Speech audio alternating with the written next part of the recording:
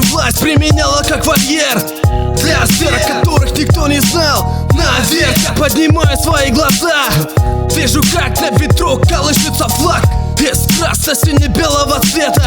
СНГ, Горбачев, Ельцин, перестройка моих предков увольняют с работы 6 лет. Меня отдают в школу, до Якутска доходят Жовы и Кока-Кола. Но это все слишком дорого стоит, моя мама не может это позволить. Точно так же, как мамы моих друзей. И мы отправляемся сами на поиск денег, собираем бутылки в районе дамбы, из подъездов выкручиваем лампы, на китайских рынках воруем вещи. Каждый день для себя мы что-то ищем, и так наши годы куда-то летят. Но денег нет ни у меня и ни у ребят. Все надоело, захотелось что-то нового. Группе лиц по предварительному сговору. Все это ради денег, ради денег, ради денег. Это ради денег. Все это ради денег. Все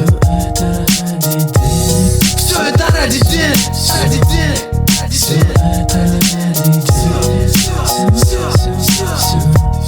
Все это ради денег.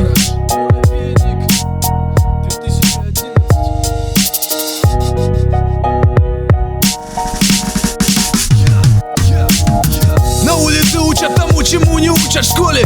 Пацанам мешают заснуть старые боли. Сели при Николаеве, вышли при Шнырове, сейчас Борисов, и тут все так же на воле. Те же самые дороги, та же валюта, все гребут под себя и всем круто. Что интернет, что сотовая связь, каждый норовит тебя обокрасть. Мои друзья всю жизнь копят лаве, чтобы уехать в центр на БМЖ и никогда обратно не возвращаться.